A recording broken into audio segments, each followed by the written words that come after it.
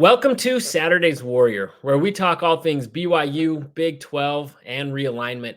Tonight, we are getting a crash course in the lawsuit surrounding the ACC, what's next, and how it will impact realignment. To fill us in, I've invited on the hosts of the Big Mountain Show, JY and Steve. Welcome, gentlemen.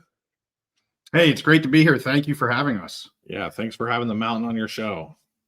Absolutely. It's a pleasure to have you guys. I've been watching you and a lot of a major way that I was been getting informed on these lawsuits with the ACC is through watching your show. And so I thought, what better way to discuss that on my show than having you guys on to help fill us in. And so before we do get started, though, if you are watching this, you like realignment talk or just call a college football fan, please give this video a like and subscribe to the channel. And then also, we'll have your guys' all your channel and links and everything in the description down below, so you all can follow them as well. But before we jump into the ACC and this whole nightmare, if I can say that, but why don't you guys tell us a little bit about your show, how you got started, and what you're all about? Yeah, this show was kind of Steve's idea, so I'll let him kind of tell you why we did it and what our focus is. Yeah, so JY and I, for years, we actually kind of started as a gambling picks show. Right. Once they legalized sports betting in Pennsylvania, JY and I, we're doing our picks and stuff. We were texting each other, and I mentioned to him one time, kind of half jokingly, "Hey, we should do a YouTube." He held my feet to the fire, and we started it this year. So both of us, we're just college football fans. I'm a Penn State guy, so I kind of focus on the Big Ten. JY focuses on the Mountain West. Yep. He's a Wyoming fan, but I think he likes pretty much all the Mountain West teams. Yep. And really, that's kind of a niche for us. Is there's not that many shows covering the Big Ten and the Mountain West together. So kind of made something unique, and we enjoy it. We love college football, and we're buddies. We've been friends since middle school. So for us to be able to do this together, we really enjoy it. Yeah, we got on to we started this in August of 23, so we're getting very close to our 1-year anniversary. And that was right at the time the Pac-12 was literally blowing up and falling apart. And so we started following those hearings and the cases and the briefs and everything like that, all the way up through the settlement that they had. And we continue to follow the Beavers and the Cougars. We've kind of taken the Pac-2 under our wing. We do updates on the Pac, especially since there's kind of some rumors between them and the Mountain West. But since we did that, when the ACC stuff started up again, we're like, and Steve said, it's going to be 10 times bigger than what the Pac was. And he's been 100% correct. So it kind of we parlayed the Pac almost right into the ACC. So from the very first filings in December to where we sit today, we've been doing, I don't know how many videos, but a ton of videos on this. To be really clear, we're not lawyers. We are reminded by some of our commenters all the time that we're not lawyers. We don't claim to be, but we do have some backgrounds that lend themselves to better understanding some of these things. And quite frankly, we just enjoy watching it. And as we just said, we're not an FSU fan or we're not an ACC fan. So we kind of have that back row seat where we don't have skin in the game. So we can maybe be a little more objective than some people that have a lot of skin in the game, specifically the Seminole fans. We get it. I mean, they're very passionate. They know where they want, what they want, and they have strong opinions about the ACC. That's not us. We just like to kind of take it all in and tell you the way we view things. So, yeah, absolutely. And we started doing a segment here, doing kind of an ACC spotlight, going around having a guest on represent, a fan from each of the schools, at least that we could get on. And we've done, I think, over half the conference now. And just want to get everyone's unique point of view on all this, because ultimately realignment is going to touch everybody. And we like getting the different perspectives from each school, and which is surprising because they're all kind of in the same situation on either one side or the other of these lawsuits. But it's interesting to see how nuanced these perspectives can be. But as former Mountain West, a school that was formerly in the Mountain West. And then I actually grew up in Michigan, not far from Ann Arbor. So I've enjoyed both the the Mountain West and the Big Ten as well throughout times of my life. So it's great pairing, an unusual pairing, but great one. Where was it that you guys grew up, that you both knew each other? Pennsylvania. Yep. Oh, Pennsylvania. From Pennsylvania. So a lot of people ask JY, why do you like the Mountain West? That's a whole nother story for another time. I'm just a big Mountain West fan, cheerleader, but we're both in PA. So okay, great. Well, I'm also East Coast in Virginia, so awesome. We're neighbors. But okay, perfect. So now switching to the lawsuits, can you help us and anybody watching that understands that Florida State and Clemson want to get out of the ACC, that they're falling behind financially, and feel free to correct me at any point I'm wrong, and they want to get closer to who they see are their peers at kind of the top in these top brands that have now essentially coalesced and consolidated within the Big Ten and the SEC, and they feel like they belong there. So they're trying to find a way to get out of the ACC where they can go make similar money with those other schools. Is that correct? By and large, yes. And they took a little bit, at least in the very beginning, a more proactive approach than what the PAC schools did. You'll hear us probably bring up the PAC schools a few times. The PAC schools were like, we're out and we don't care what happens to the PAC after that. And that's when you had those hearings and the settlement between the remaining PAC-2 and those, because they didn't ask any questions. They all just left.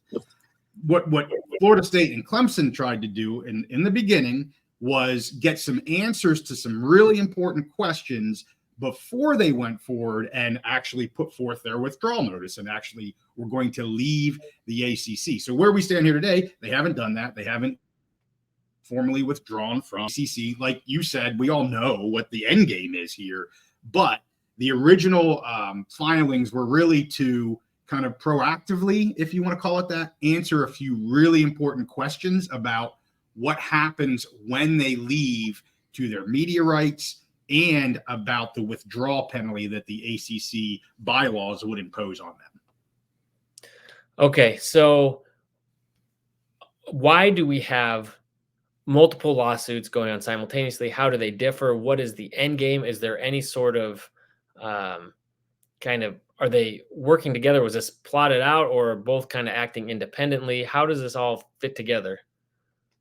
Yeah, so I'll lay it out here real quick, Steve, if that's good, and then I'll let you chime in. So we've got, it's really, it's 4 different lawsuits with kind of a sideshow on the side. And the sideshow on the side is the whole AG Moody issue. So I'm going to leave that off to the side for a little while.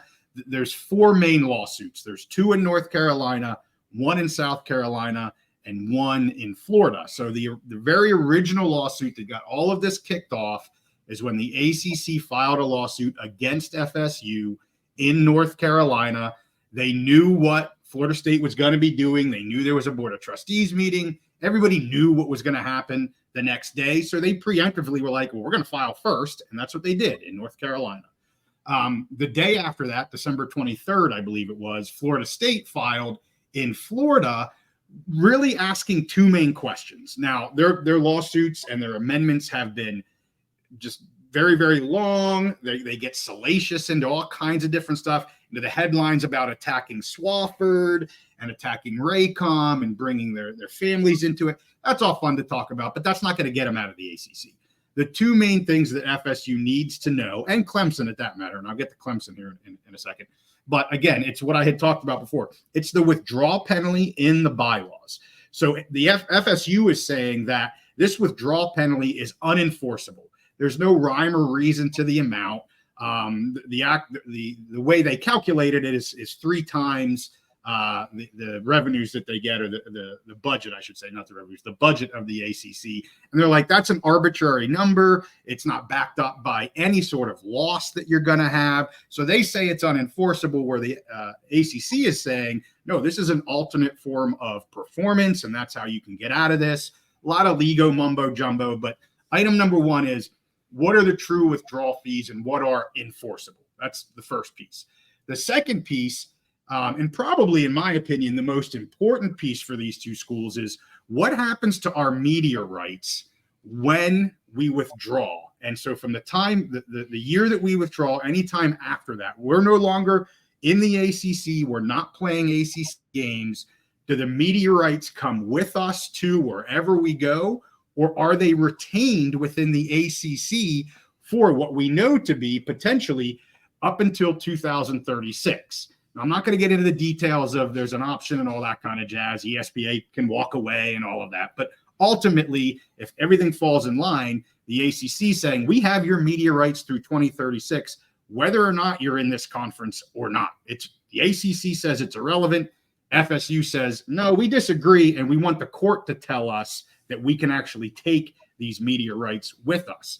So Clemson's kind of doing the same thing. Clemson has played much nicer with the ACC. They're not nearly as salacious as what FSU was, but Clemson got their filing put into Pickens County, South Carolina first, and then a day later, the ACC reacted and filed in North Carolina. So really, overall, they're looking at and asking the same questions. There are differences, don't get me wrong, but high level, they're asking the same questions. And ACC, their filings really are to protect the ACC. That's what they're saying. We're protecting our conference. We're protecting all of our members. We're protecting our media rights contracts. So in relation, protecting ESPN, if you want to say that, because that's the media rights partner. So they're like under the protection mode. You can't do this.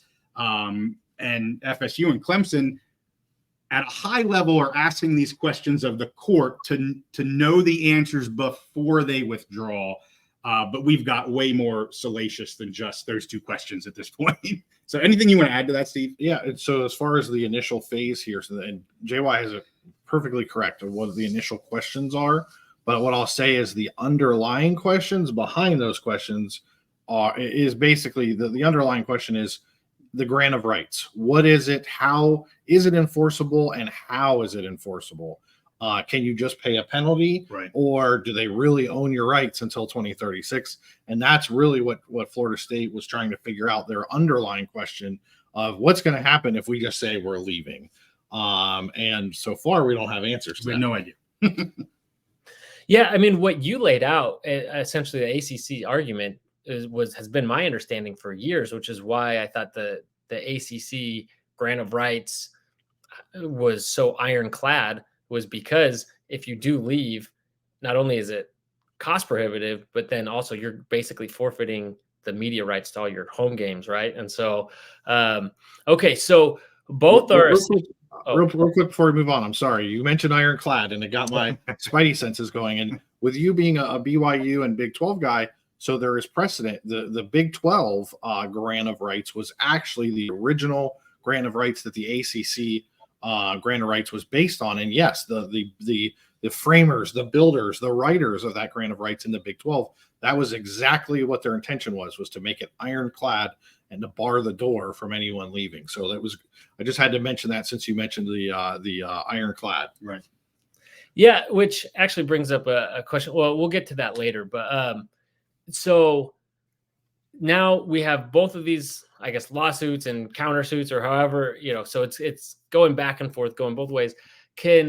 Between all these lawsuits, I mean, there's different discussion in different states. So I'm guessing that they could result in polar opposite, I guess, results from from both lawsuits. Both sides could say something different, right? So Florida states could say, sorry, you're wrong. And Clemson's could say, yep, you're right.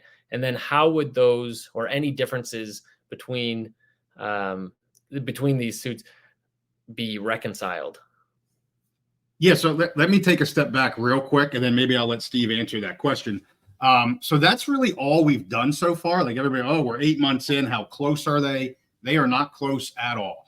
The question that has been answered right now basically is, where are these complaints, where are these lawsuits going to be heard? Are they going to be heard someplace first with a stay put on another state? Are they going to be heard at the same time? And you hit the nail on the head. As of right now, both the court in Florida, the court in North Carolina, and we just learned a week ago, the court in South Carolina have all said, we're going to hear these at the same time. Nobody dismissed. Nobody put a stay on this. And there's a lot of commentary we've done on that. But over the last 4 months, through all of these hearings, it's all about who has the correct venue and who has the correct jurisdiction. And all three of them are saying, we do.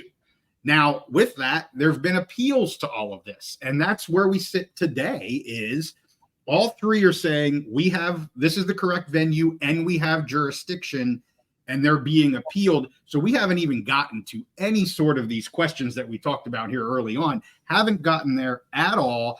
We're in the appeal process of ensuring the venue and jurisdiction. So I want to get back to your question, but I'll let Steve either comment on what I said or kind of get to the question. I'll make a quick comment and talk about the question a little bit. And JY is exactly right.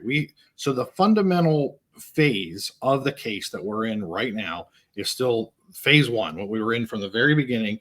And JY and I both said this, like our first episode on this was the first question of jurisdiction and venue.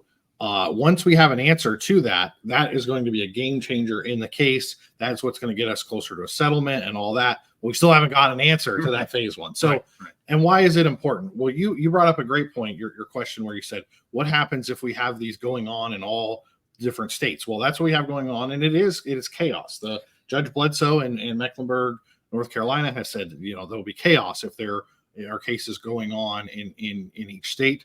But there and different rulings. Yeah, it's chaos. Like you kind of asked. Yeah, it could be chaos. But what if there's chaos? What does that mean? And so part of that gets to, so there is and I think maybe JY was going to talk about this. There's a clause in the Constitution, the U.S. Constitution, that says that each state must respect the rulings. It says this generally.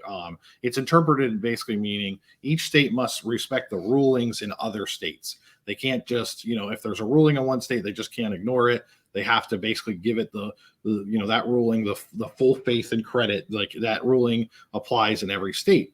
But the problem is all three of these suits have somewhat different issues, right. And they're being judged in different ways. So the ACC would love this case to continue to go on in the state of North Carolina and Mecklenburg. It's in the business court in North Carolina. And so far, they knew that was their best venue. The business court there, the judge there, and really in the appeals court that oversees him, they pretty much view this as a strict contract matter. You have a contract. It's as simple as that, and we're going to move forward and treat this like a contract between you and I. If you and I had a contract over, a business deal or whatever. But in the states of South Carolina and Florida, they look at this more as a sovereign immunity issue. Okay, that's a term that we like to talk. Well, I like to talk about a lot. JY doesn't like it so much. And really, and I'll talk about the state of Florida more specifically, because South Carolina has kind of gone that path, but it may be at a smaller decibel level. Right. But really, in the state of Florida, with some of their laws and then how their laws have been interpreted over the years. They really put a lot of stock in sovereign immunity. And what is that? What does that mean? Well, basically, Florida State University and its board are viewed as state entities, and they're basically acting in the interest of state funds, taxpayer monies. And Florida State is making the argument that the Florida State Board of Trustees never waived sovereign immunity, which means there's all kinds of complications of that, but basically it means that the state of Florida they're not keen to allow the taxpayers to pay $200 million or $300 million or whatever to an entity outside of their state.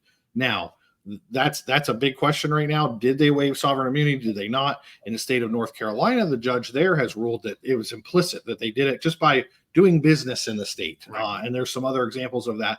But in the state of Florida is saying, no, our statute and the way it's been interpreted means they actually have to expressly waive sovereign immunity, put it in writing that there's no doubt about it. So that's one of the questions that's continuing to go on. So in the meantime, we have chaos. We have basically 4 cases going down 3 tracks. No one wants to give or take at all. And we have slightly different versions of the same case being tried in 3 different states. Do you have anything to add to that? The only thing I would add then is, and we're going to leave settlement off the table for right now. We're going to go on as if these hearings are going to get to some sort of finality. So we could absolutely have three different rulings, and they could all rule something different. As Steve said, under United States law, you would take the first one to rule would take precedence. So we talked about in the beginning, there was kind of a rush to file, and the ACC won that, the first to file. At this point, the judges were like, yeah, it doesn't matter. We're all going to hear this. Okay, so we throw that out. Now we're almost in a rush to judgment because the first one that can rule on this, supposedly, everyone is supposed to follow. But because of some of the things Steve said, this could potentially go federal. I mean, because of that issue, we could see, if we ever got there, this having to go federal. We've had both David McKenzie, Doug Rohan.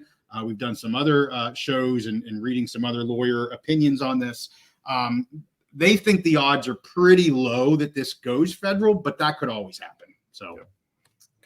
So you feel, just by reading between the lines there, that it's more likely that they will ultimately reach a settlement. Is that the case? And so what'll it take to get to that point where both sides are ready to settle? Yeah, go ahead, Steve. I mean, you might want to talk about the PAC, right? Because yeah. we saw how that kind of they got from a point of just we're on two different sides, we're dug in, and then all of a sudden within a few weeks there was a settlement. Not saying it's going to happen that quick here, but you can maybe talk about how that happened. So again, going back to we're still at that point of jurisdiction and venue. Okay, we still have not decided it. It's been decided at the lowest level. Each state has decided their courtroom is the proper jurisdiction and venue, but each side is appealing that to the states. There's different levels in the different states of appeals courts, state Supreme Court, and all that. So honestly, I think we will not get to a settlement until there is some kind of meaningful decision regarding venue and jurisdiction that the other states are going to accept, the other parties are going to accept. So if we get this nailed down to it's going to be in North Carolina in the business court, then I think that puts a lot of pressure on Florida State and Clemson to settle at that point, because they pretty much know how it's going to go in North Carolina. The Judge Bledsoe, he's been very clear, how he views this case.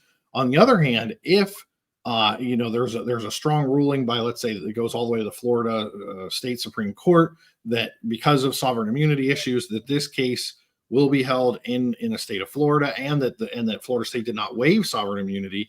Those could be game changers that could cause the ACC to have some pressure on it and want to settle, because they could possibly be at risk of the entire grant of rights being blown up in the state of Florida, which could have far-reaching effects to other conferences. I mean, look how many major schools are in the state of Florida that touch into the Big 12, into the SEC. That could have far-reaching consequences. So really, that's what we think. And JY made a good point. If you go back to the PAC case, both of them, they were dug in. There was no way they were going to settle. They had their positions until there was a favorable rule. One side was able to get a couple favorable rulings in a row, and then that put pressure on the other side. The what do they call them? The traitorous 10 or whatever. Treasonous 10. Treasonous 10. Since they lost they lost once in court, and then the Washington State Supreme Court didn't deny them, but basically refused to hear their appeal. Basically, they had lost 2 in a row. They were 0-2. They knew they were on the rope, so now they were motivated to settle. And then all of a sudden, we got a pretty quick settlement. Yes. So I think that's what's going to take here is we need to, one of these major fundamental issues needs to be decided, and we need to figure out what state this is going to happen in, and we need to figure out, did Florida State waive sovereign immunity, or is it even important? Once we get some rulings on those initial procedural matters, we may be closer to a settlement. And that's the reason why you really have heard national reporters lately say they're nowhere close to a settlement. Well, that's because we haven't really, there's definitely not been a knockout blow, but there really hasn't even been any body blows. It's just they're jabbing at each other, moving around, and just continuing business as usual. And the fact that they are being heard in all 3 states right now doesn't put anyone in the lead. If one of these states would have said, no, we're going to stay this case for another state, that would have been a pretty big shift changer, for one of these. That hasn't happened. Everybody still has all of their skin in the game. And to Steve's point, I mean, the ACC, what they risk is complete annihilation of the grant of rights. And what FSU is actually trying to do is pierce that ironclad hull of this grant of rights. And if you look back to the Big 12, a settlement act, in my opinion, and people can disagree with me, a settlement means the grant of rights held strong because they're not piercing it. They haven't broken the grant of rights. They've just settled on a way with the grant of rights staying in place to still get out of the conference. So until, again, one of the sides feels like they have to give up something, and we're nowhere near that right now. Nowhere near that at all.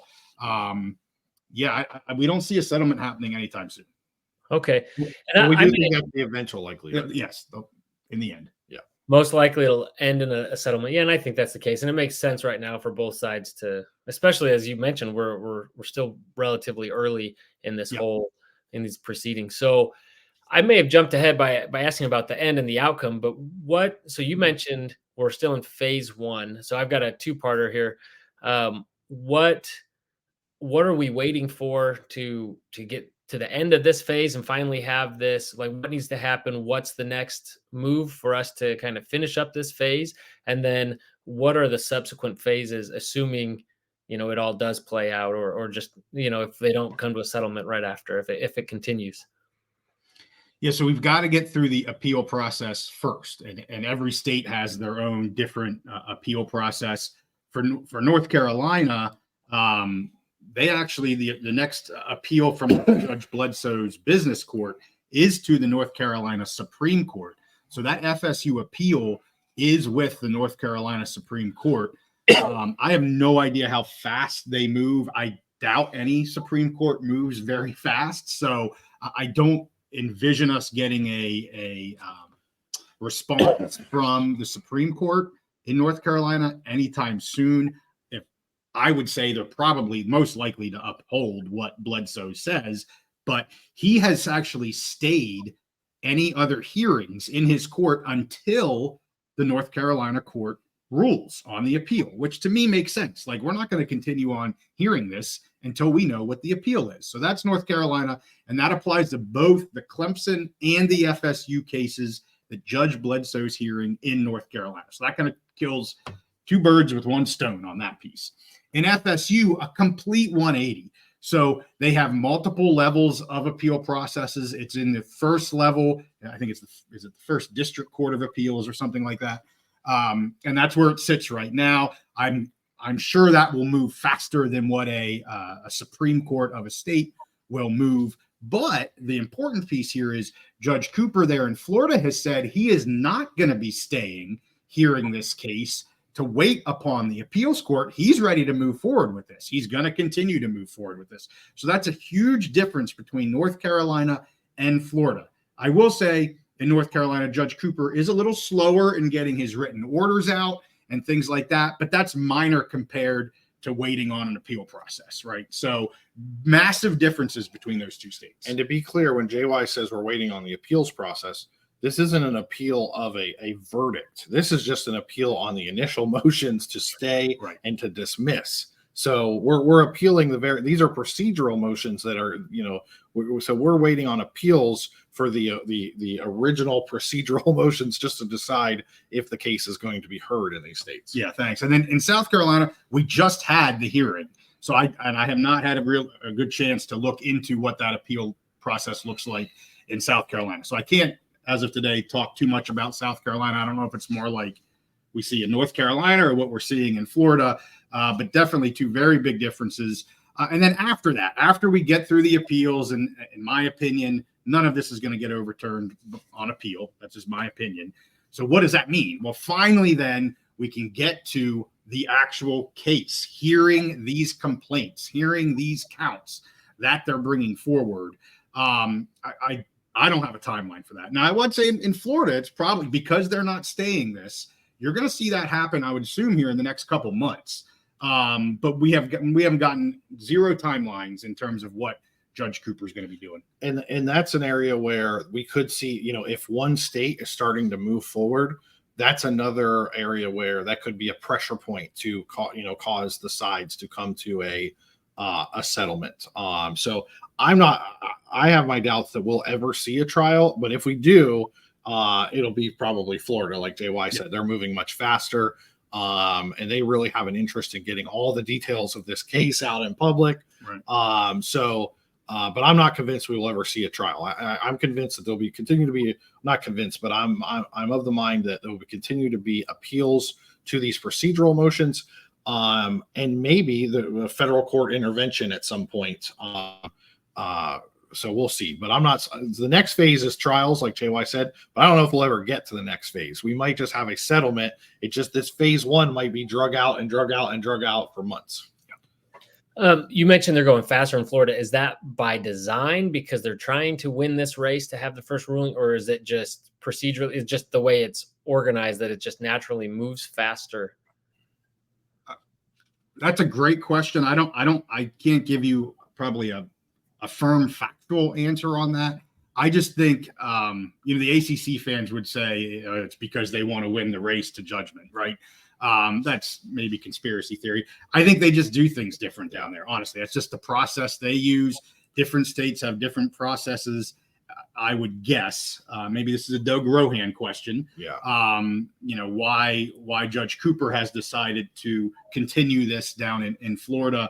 I would assume that's normal for Florida courts. That's an assumption on my part. Yeah, and to go beyond the assumption of what's normal in the states, I would also say there's the different styles between Judge Bledsoe and Judge Cooper. Judge Bledsoe is much more kind of buttoned up by the book, a very strict process, where Judge Cooper is a little more like a professor. You're sitting in law school professor class, and he's willing to just let's keep going. Someone go look up that answer, and we'll keep going. So I think there's a style point there. Now, there's one really interesting part of this is Judge Bledsoe, the judge in Mecklenburg County, has just announced that he's going to retire at the end of this year.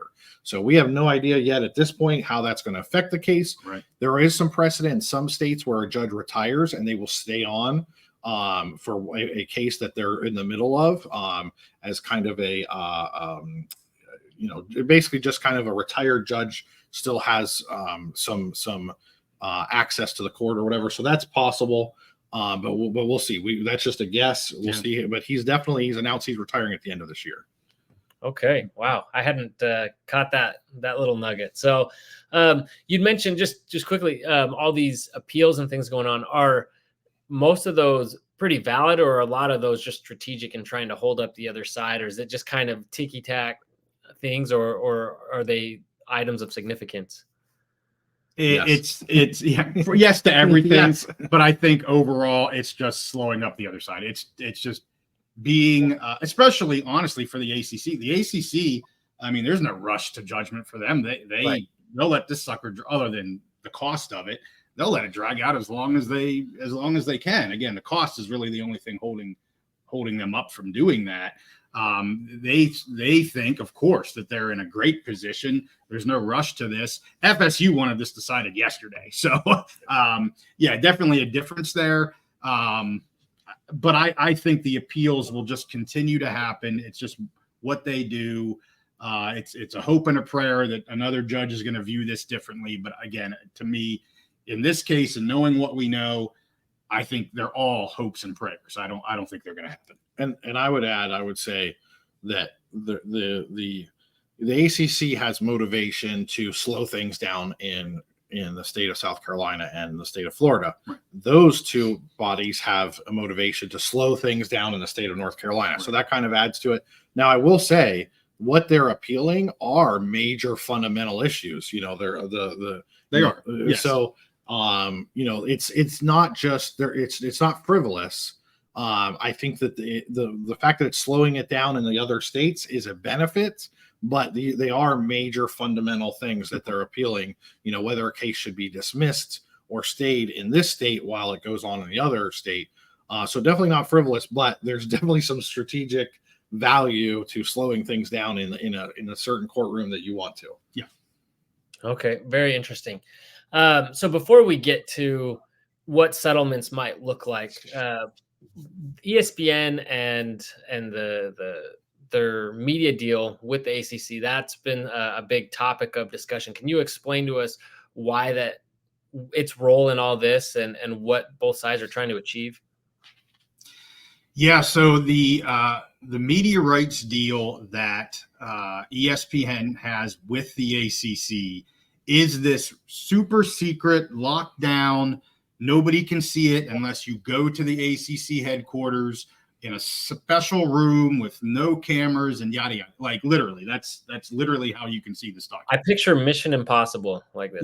Yes, right. Okay. Hanging from the ceiling, you're not being able to sweat, all of that. Absolutely. And the intention, if I can interrupt real quick, the intention of that was to avoid public records laws. So just so everyone's aware. Yes. So with these cases, those both entities, Clemson and FSU, have received unredacted copies of this document. So a lot of people are confused about the grant of rights and the ESPN agreement, two totally separate agreements, totally separate contracts. The grant of rights has been public for a while. Like that's the ACC wanted to keep it under hush hush, but it's been out on the internet for quite a while. The grant of rights isn't really that surprising when you see it. It's just a normal contract. The ESPN agreement is super hush hush, and that's been part of kind of this pissing match that we've had. And I'll get to Moody in a little bit. That's all she was about, was this ESPN media rights agreement. And we don't know what that says. We have no idea what that says. Now, the attorneys and judges can see it right now, and it's under protective orders. Nobody else can see it. We will unless there's a leak, we'll never see this document. And it's, in my opinion, it's trade secrets. It's how ESPN makes their money. People can hate that, but that's just the way it is. That's how they do business. You're not going to put all your trade secrets and copyrights and things like that out to the public. It's not going to happen. But the importance of that is there's several different things. Number one is right now, and a lot of the hubbub that you're hearing, especially out of the ACC media rights days, is they have an option to extend this agreement. So we talked about that 2036 date. And there's a lot of rigmarole around this. Nothing seems to be easy with the ACC.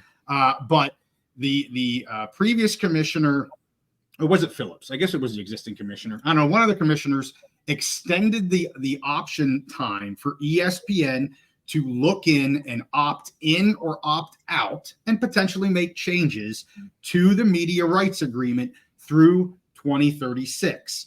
That option was supposed to have happened back in 22, I believe.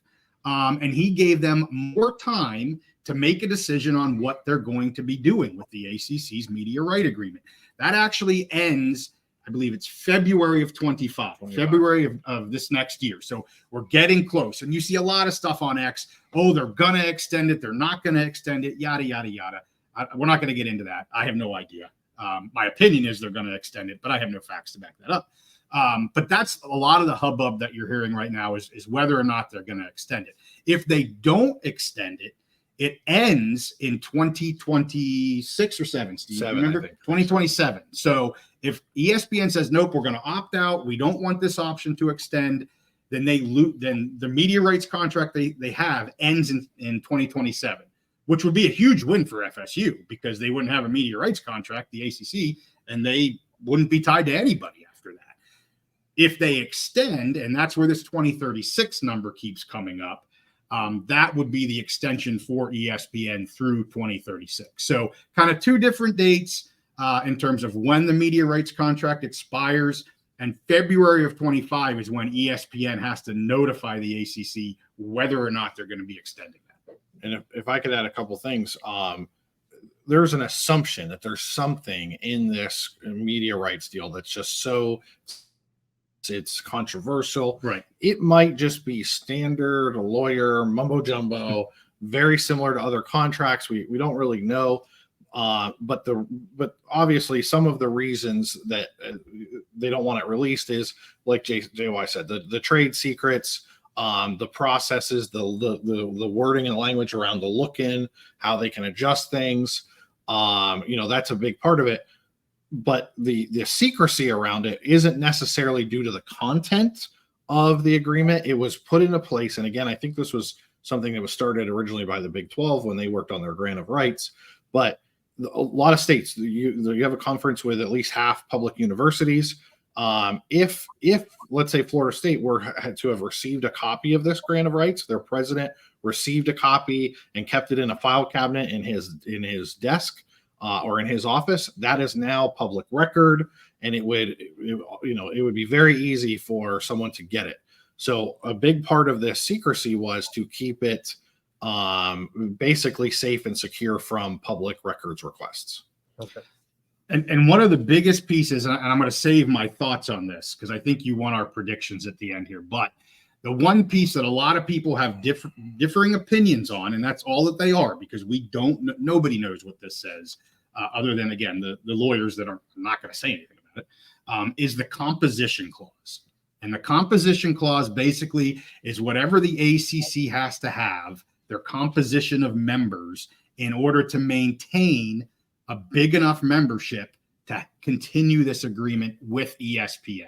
So I'm going to get back to that. That's huge, because especially now that they've added 3 new members going into this year, SMU, Cal, and Stanford, there's a lot of speculation that that composition clause may be a get out of jail free card for FSU and Clemson, because if the number's 15, and that's the number that everybody continues to talk about, is this 15 number in the contract. Well, they're at 18, so that means they have 3 teams potentially that can leave free and clear, because the composition clause only says 15 teams.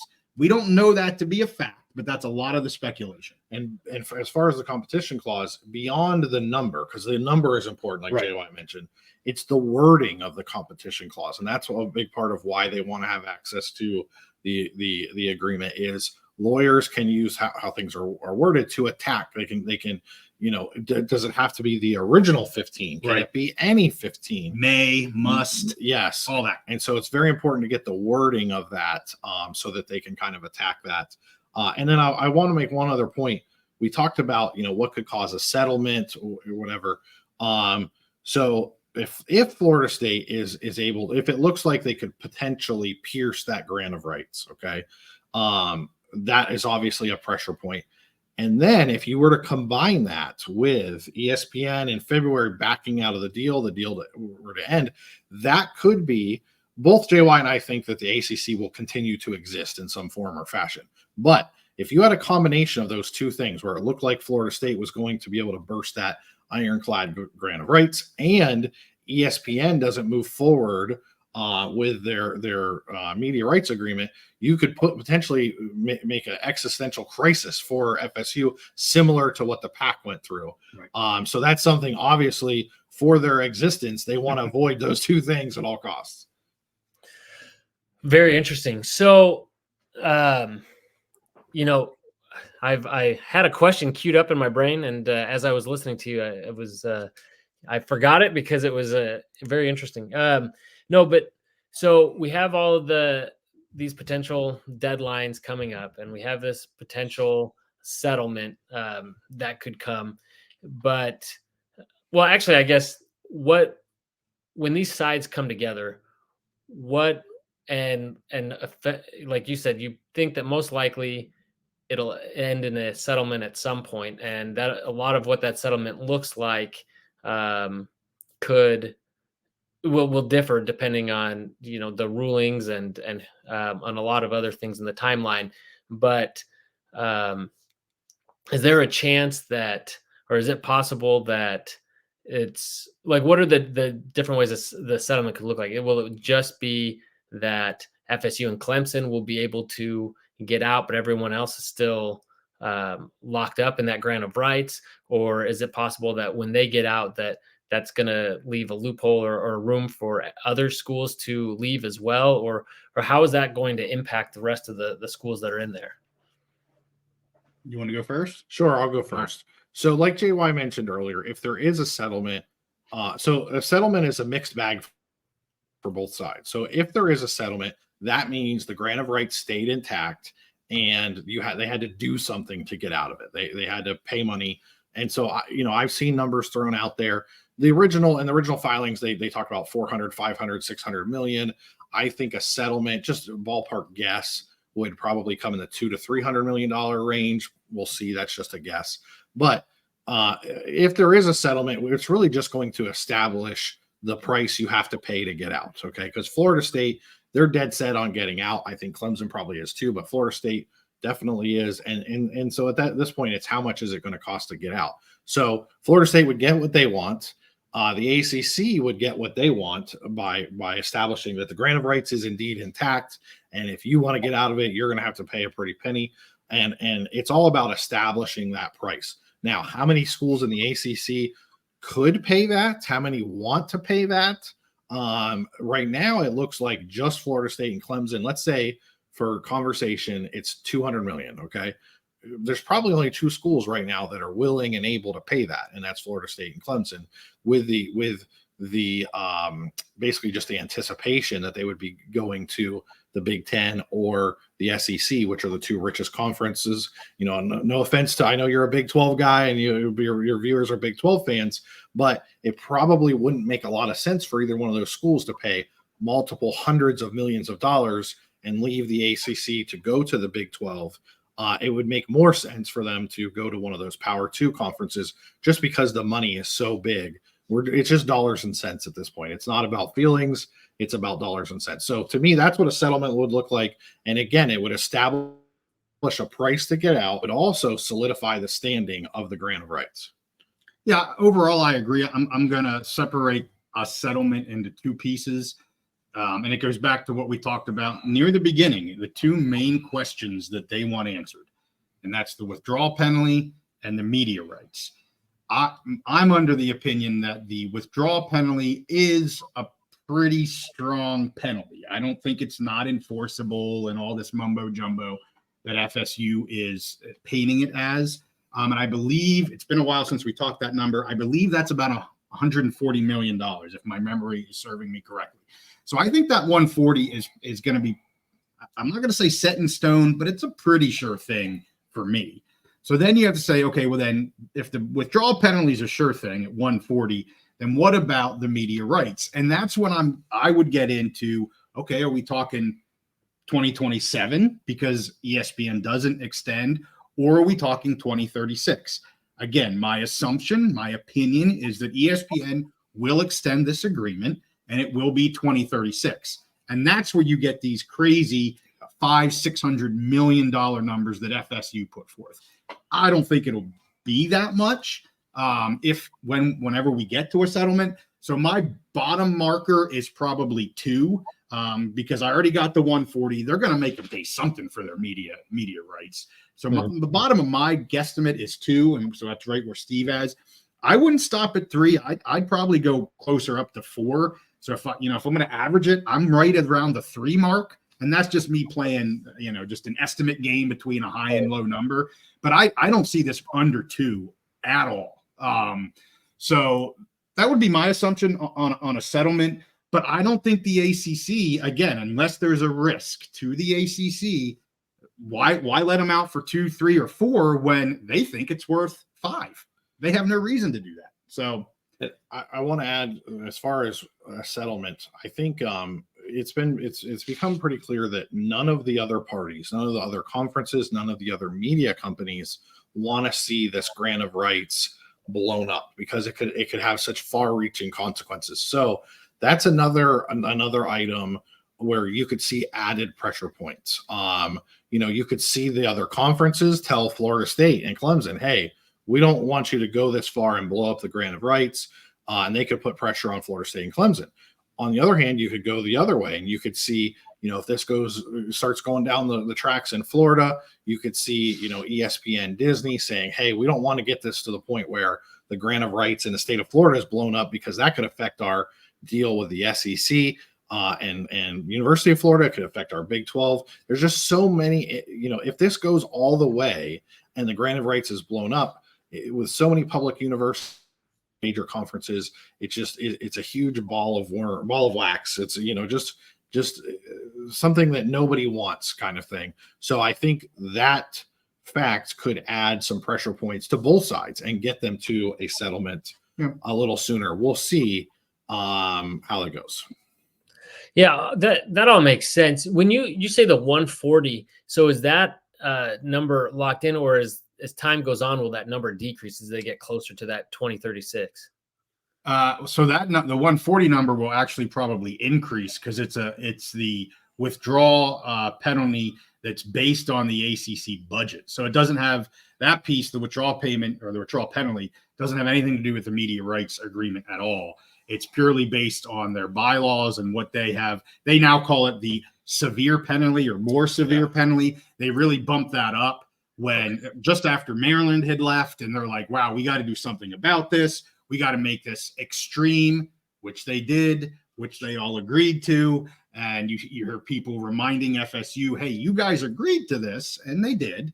But they made it, and they literally call it a severe withdrawal penalty because it's like the most severe penalty in any conference. It is way higher than, and that's part of FSU's filing is like, hey, our withdrawal penalty ACC is 140. The next closest one is like 30. Or I don't know if that's the real number, but it is dramatically different. And that's part of FSU's reasoning to say this is not enforceable. This is a fictitious. It's not fictitious. There's data behind how they get it, but it's not the real lost revenue of the ACC. That's their argument. And if for anyone who wants a more detailed deep dive on that, we did a video on our channel. JY broke it down with the charts and numbers of the penalty and broke down the penalty, what the different parts are.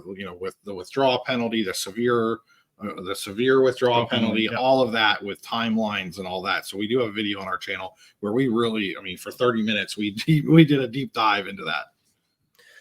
So getting into more of the speculative side of things. So obviously Florida State, especially, but Clemson, even to maybe a slightly lesser degree, have made it very clear that they do not want to stay in the ACC, regardless of the outcome of the rulings and all this. It seems difficult to imagine a world in which they could continue to live in the ACC. Seems like it would be rather awkward, difficult from all accounts. It seems like media days had some awkward moments as well because a lot of the stuff overshadowed, the actual football. And so it does seem like at some point, as you guys have mentioned, they will be able to get out one way or another. But now we're hearing reports that potentially the Big Ten and the SEC may not be interested in these schools. Some of that, again, you have to think about where are these sources coming from and what is their agenda behind releasing this information. So I think there is some posturing, but I can't believe that Florida State and Clemson would go through all this effort, all of these expenses without having a pretty good idea of what their outcome is going to be and where they could potentially end up. And so really, let's say in 5 years or so, maybe that hopefully that's enough time for all of these legal proceedings and everything to play out. Where do you see Florida State and Clemson in terms of conference and their athletics? Well, Steve, you have pretty strong opinions about Florida State on this, and we've done a few episodes. We call it College Football 2030, where we envision what college football is going to be like in 2030. But we'll focus on FSU, and Steve is pretty sure he knows where FSU is going to be at, probably in less than 5 years. But I'll let you tell the viewers what you think. Yeah, over the course of my job in real life, when we're not having fun on YouTube, I work in the state of Pennsylvania, kind of where state government and higher education intersect, and due to my day job, I've made some connections at Penn State, both within the university administration and within the athletic department. And now, if you talk to someone at Penn State versus you talk to someone in Nebraska, they're going to have some different inputs or whatever. That's just how it goes. But I feel very confident that there is a spot in the Big Ten for Florida State. I know that there's already been back channel communications going between some of the Big Ten schools and Florida State, similar to what was going on when they were talking with USC before that all went down. So my expectation is Florida State will be in the Big Ten. Now, the big issue, and we've talked about this a lot on our channel, is timing. Okay. The Big Ten would first of all, they are not going to invite Florida State or make any movement until Florida State has finished its legal battle and could come with their rights intact. Okay. So they're adamant they're not going to get involved in this. So that's part of it with the timing. And the other thing is, the Big Ten's media agreement, current media agreement that they just signed, it goes through, I believe, 2030. And that's when there's a deal. So I think the Big Ten decision makers would love to see this go closer to 2030, because then they don't have to come up with either try and come up with new money or do half shares like they did with Oregon and Washington, which is not ideal. So I kind of split the difference before, and my prediction is probably, 9 months ago when Florida State fans, our friends on War Chant, they were saying basically by this fall, if Florida State would be playing in the Big Ten, and if not by this fall, it'd be next fall. That was always just crazy hopium and copium to me. So I'm going to say 26 or 27 at the earliest. The Florida State will be playing in the Big Ten, and I feel pretty strongly about that. Now, again, the matter is timing. We'll see how long these court cases go, and if it ends up going to the Supreme Court and going through all that, we could be closer to 2030. Now, so I see Florida State as the 19th member of the Big Ten. Now, as far as the 20th, I don't really have a lot of information on that. No one really has mentioned any other names of schools to me specifically, but I made the prediction on our show in our 2030 episode. I think Clemson will ultimately be that 20th member of the Big Ten. That's just a prediction. That's a guess. They're not AAU members, but they are working on increasing their research status. They are a public land grant university with a large alumni base in a southeastern state. And so there's a lot of demographic things that I think make sense. Now, the Big Ten could go in a total different direction. There's rumors that they're looking at Texas A&M. They're always chasing Notre Dame or whatever. But in my prediction, I had Florida State for sure, and likely Clemson by the end of the decade, joining the Big Ten. And since he's got all the knowledge, I just say, yep, I agree with that. The only thing I would add to that is, and you mentioned this a little bit, was with the Big 12 and some of the more recent, we'll just call it what it was, and the McMurphy article. That's what everybody seems to fly off the handle about. And just from an objective outsider, as we said, I have I'm not an FSU fan. I'm not a Clemson fan. I'm not an ACC fan. I'm not a Big 12 fan. So I'm just taking this all in, trying to get different, viewpoints and things like that. I don't really understand all of this talk right now about the Big 12. And that's not a knock on the Big 12. But it gets back to kind of how you asked the question. Why would you do all of this? Why would you spend all of this money that could be years worth of legal bills for all we know? If you don't know something, you don't have a landing spot. And yes, to be clear, there's been no, official invitation, sign on the dotted line. That is not what I'm saying. But I would look back to the pack and say, those schools, aka USC and their buddy UCLA, they knew where they were going well before they said, "Hey guys, we're leaving." Like, that doesn't just happen in 24 hours. Right. So it only leads me to believe that definitely FSU, with as aggressive as they have been, the nuclear option that they have chosen, I don't see why anyone would have done that without knowing where having a very good idea of where you're going to be headed. And I said recently, we're both on X, and I said recently, if they did that and they don't know where they're going, if you're an alumni or a booster or a fan, you should be so incredibly upset about that. Now, that doesn't mean they don't maybe have a year of independent because of the timing, like Steve's saying. There maybe need to be some sort of interim thing happening. Totally understand that. But if it's like, hey, we're withdrawing and we don't know what we're going to do, it makes zero sense whatsoever. It sounds good, all the speculation on X and everywhere. It sounds good, but I don't put a lot of stock into it. They have a home in one of the power conferences. We've been saying that for quite a while. We firmly believe that. With FSU, we don't have as much info on Clemson. But again, I would take the same lead and say, why would they be doing this? Kind of similar to what FSU is doing. They haven't taken the nuclear option yet, like FSU did, but they're following in the footsteps of FSU for sure. And I do want to add, if I may, something that I think your Big 12 fans could be interested in. So first of all, both JY and I think the most likely scenario is the ACC survives. They've shown they will do whatever, adding SMU, adding the West Coast teams, whatever. We believe they will likely. I think JY is like 100%. I'm probably 70% that the ACC will survive. There is a scenario where we talked about though before, where, the grant of rights gets punctured, where ESPN does not move forward with their media agreement, that could put the ACC in jeopardy. And if that's the case, the linchpin is the University of North Carolina, which means the North Carolina Board of Governors. You have to watch there to see what happens. If the ACC can keep North Carolina and North Carolina State, they will stay, a conference and stay intact probably for as long as we're all doing our YouTube channels. But if let's say the ACC hemorrhages a couple teams to the Big Ten, and then maybe the SEC comes calling, maybe they have an opportunity for a couple of those, for a University of Virginia, for a North Carolina, maybe a North Carolina State, who knows? Then you could start to see that cascading effect where the ACC is really in trouble for their existence. And in that scenario, I could see Pittsburgh, Miami.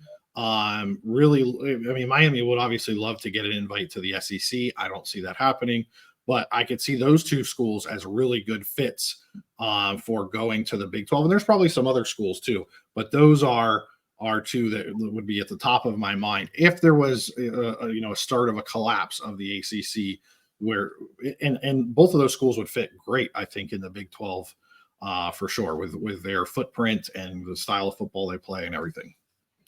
Yeah, I'm glad you brought that up, because that was another question I had, was what other schools might we see get out if that door is cracked open and they have the chance. I know a lot of theories are thrown out there. UNC is one of them. Last year, at one point, there was the Magnificent Seven, so it seemed like there was other interest among other schools. Do you guys think that there is a potential chance for a jailbreak, and how big do the Big Ten and SEC want to get? Because I think that'll impact, obviously, a lot of this, because that'll determine how many schools would have an opportunity to jump to one of those two conferences. Yeah, it's a good question. We don't think let me start with your second question about the Big Ten and the SEC, because that'll lead into why I think the ACC is not in danger of collapsing. And that's because, and Steve, you can agree or disagree, I don't think either of these conferences, the Big Ten and the SEC, are looking really to expand a lot. Like, there's a lot of speculation about who they're going to take. But we have said in our 2030 episode, we don't see either one going above 20 schools. Quite frankly, you've seen the SEC, like, they're pretty daggone happy with where they're at. That doesn't mean they may not add 2 more, maybe 4 more to get to that 20. Certainly Notre Dame's a game changer if anybody can get them. We have said through 2030, we think for the next 5-6 years, they're going to stay independent. They have everything they want. There's no need for them to go anywhere. So if the two conferences we'll max them out at 20. And so there's 6 spots, right? 6 spots from any conference, any other conference. That doesn't lead to an ACC collapse. It just, there's other schools, can they pull some up from AAC or the Sun Belt or whatever the case may be to fill in the gap to maintain that composition clause that I talked about. There's just way too many options for them to maintain a 15-member conference that they need, or whatever that composition is. I'm under the opinion that there would have to be such a cataclysmic. What's that word? Cataclysmic. I can't catastrophic. Catastrophic. All of that crap. And that's so out there. It doesn't mean it can't happen, but it's very minute possibility. So that's why I'm under the assumption. I wouldn't give it 100% because I don't think I give anything 100%. I'm a strong 95% probably that the ACC, yes, there will be some changes to membership. I don't see them going anywhere, because where are they going to go? If the SEC and Big Ten are only going to go to 20, and to me that's a big if, they're not going anywhere. Yeah. So we did in our 2030 episode, I made my prediction of Florida State and Clemson going to the Big Ten, and I had a group of 4 schools going to the SEC. Really this was a guess more than anything.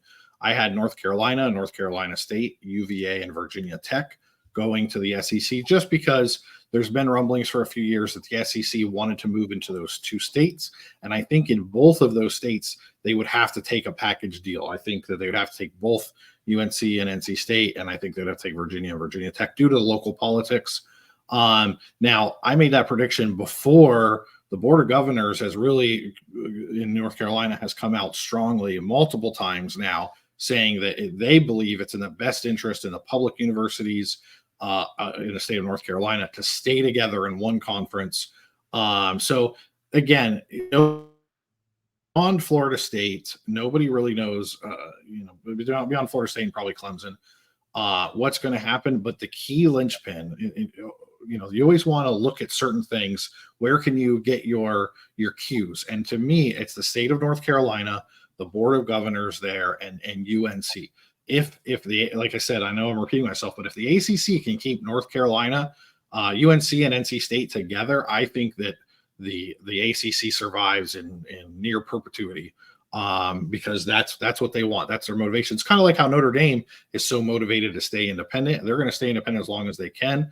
I think the politicians in the state of North Carolina, they are super motivated to keep those North Carolina schools together. Yep.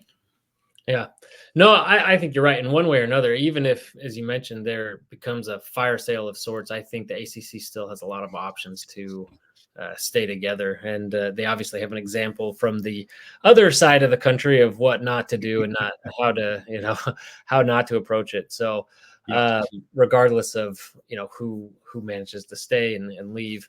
But okay, well, very, very interesting. This has been really informative, and hopefully everyone watching has found it informative as well. Obviously, as we mentioned a number of times, you guys have done a number of videos. So if you really want to get a deeper dive on all this stuff and get all the nuggets and tidbits that are out there, go check out The Big Mountain, all their videos. They have a lot of other really good content. Guys, I'll let you put in your own plug. Where can everyone find you? Yeah, so YouTube, the Big Mountain Podcast, it comes right up. Hopefully, you'll see it. We do have our own separate playlist for all the FSU ACC stuff. So if that's what you want to check out, lots of videos on that. You can probably find, we did back in the very beginning, we did grant of rights and deep dives into that. So if you're interested in all that, you can see that. I am on X. We're both on X at TBM_JY. And at TBM_Steve. So TBM Steve, TBM JY. Yep. And that's it. That's where we're at. Awesome. Definitely do go check out all their stuff. Again, ask that you give this video a like and subscribe. And guys, thank you so much for coming on, and hope to continue to get updates on all this madness as it continues. Hey, we really appreciate you asking us to be on. This is our first guest appearance. Yeah, so a lot of fun. Yeah, thank you very much. It's oddly entertaining for us to talk about this. Yeah. So we really appreciate the opportunity. All right. Well, thank you so much, guys.